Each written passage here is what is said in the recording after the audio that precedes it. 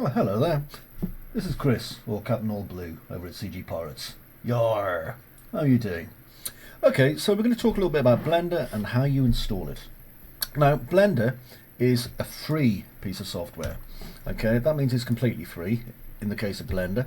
I believe it's open source and there's a group of people that will work on it, and it is broadly supported by Unreal Engine. There's a lot of great free learning material for Blender, including some stuff made by CGPirates. So all you'll be wanting to do is go to blender.org. You can see the address there, and when you do, just to get started, you're going to want to click download Blender just there, and this will open this window.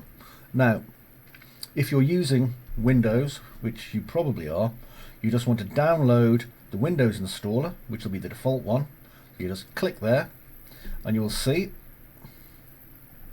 it should just start downloading automatically, and when it does, all you're going to do is just click on that and it will install to your computer and just keep all the default options.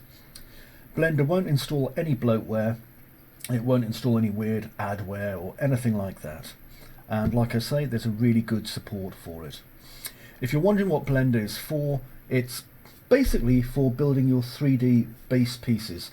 All video games are made out of pieces that are all kind of put together to make a big level or whatever, and it's making those little pieces that you use the 3D applications for, whether it be a chair, a box, a chest or anything else.